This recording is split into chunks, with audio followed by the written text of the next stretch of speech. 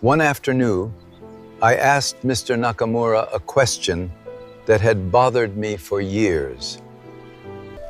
He was 92 years old, yet seemed healthier than many office workers decades younger. I expected him to reveal some special diet, supplement, or hidden medical secret. Instead, he laughed softly and pointed toward his small vegetable garden behind home. He told me that every morning always gave him a reason to leave bed. That answer sounded simple, but I soon realized its deeper meaning afterward.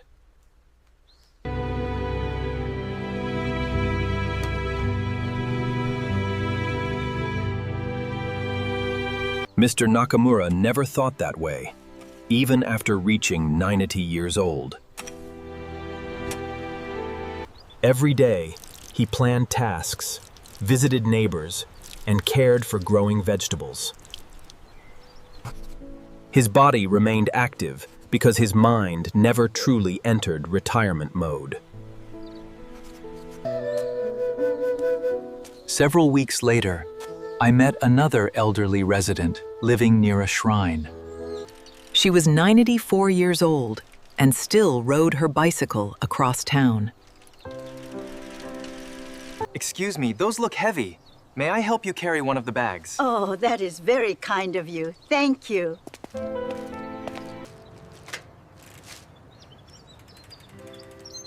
I prefer carrying them myself.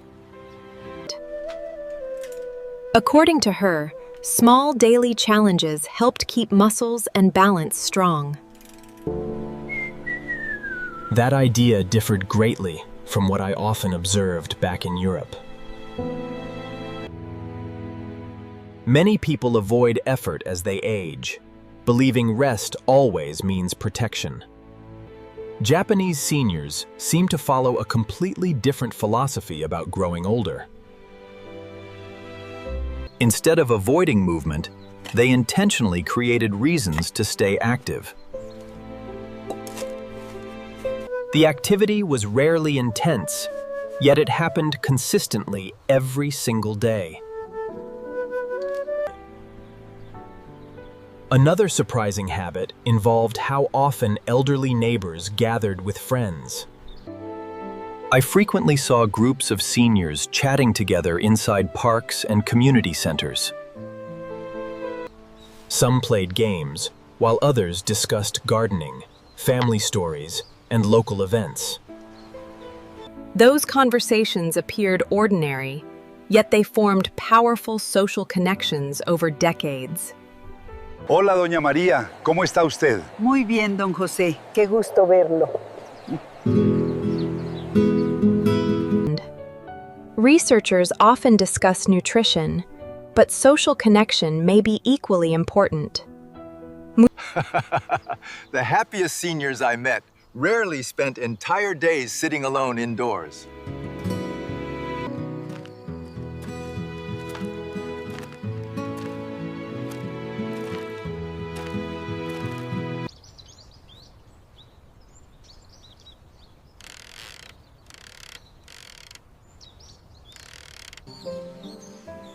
At first, I thought she was exaggerating for dramatic effect.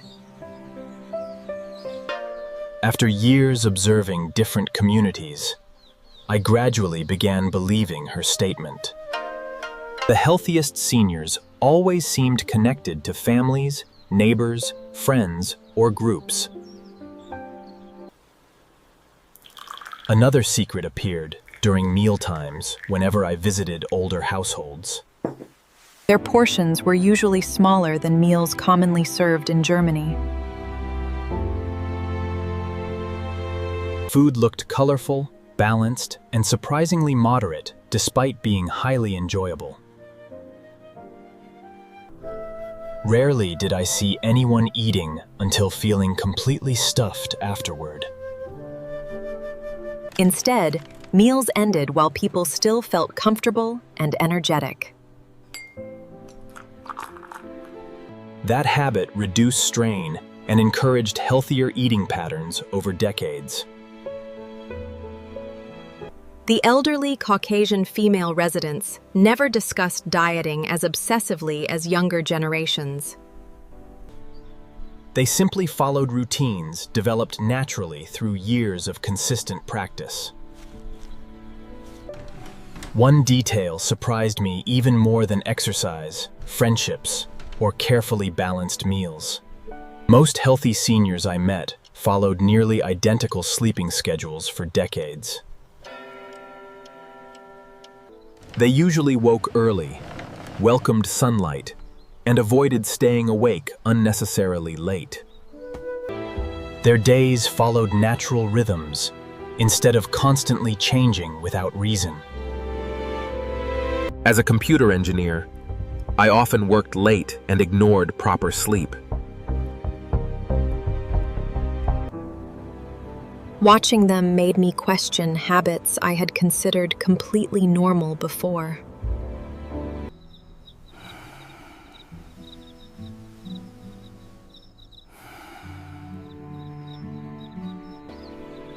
Their bodies seemed to benefit from that consistency year after year.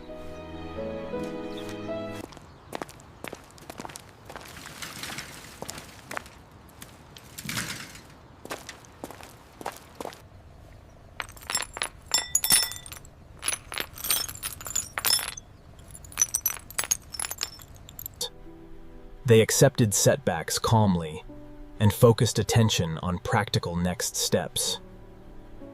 I remember a severe storm, damaging part of Mr. Nakamura's garden.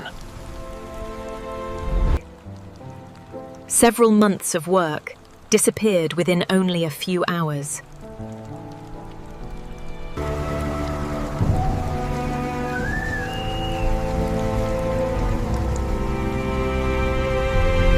Instead, he quietly began repairing everything the very next morning. When I asked why he seemed unusually calm, he smiled. Worrying never repairs damage, but action sometimes does. That simple sentence stayed with me long after our conversation ended.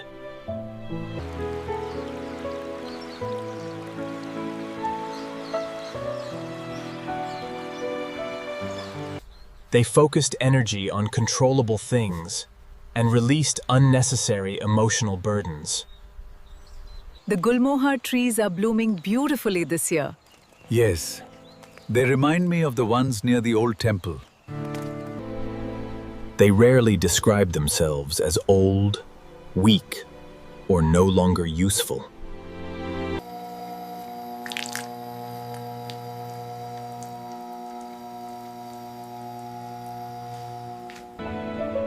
A 90-year-old gardener still considered himself a gardener above everything else. And what does the little bear say right here? He says, "I love you, Mama." That's right, sweetheart.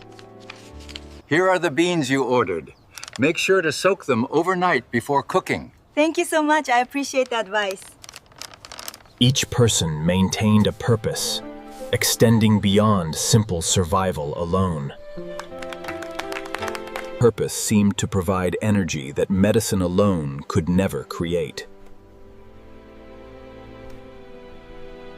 The more seniors I met, the clearer this connection became. Their bodies remained active because their lives still contained meaningful direction. Years passed, and I continued meeting extraordinary elderly people across Japan. Different cities revealed different lifestyles, yet several habits appeared repeatedly everywhere. Daily movement, strong friendships, balanced meals, quality sleep, and personal purpose.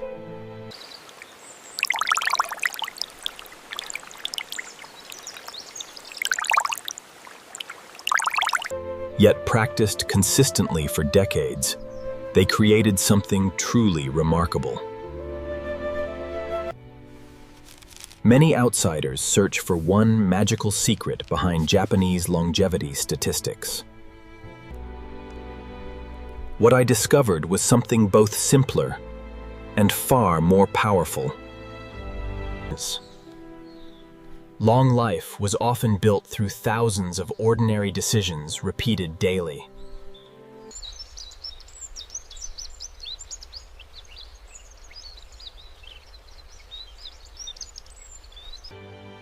Together, however, those choices shaped entire decades of physical and mental health. Before living in Japan, I believed longevity depended mostly on genetics.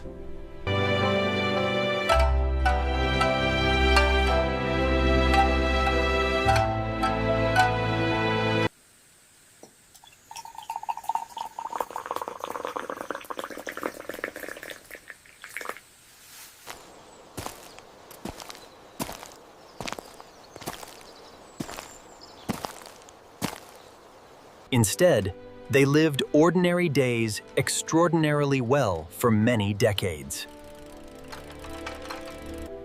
Whenever people ask what surprised me most about Japan, this remains near the top.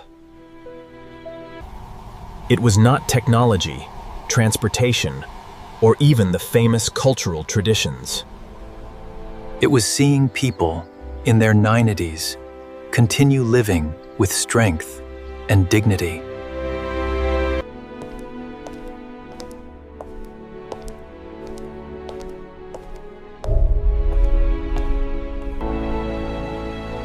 And that may be the most valuable lesson Japan ever taught me.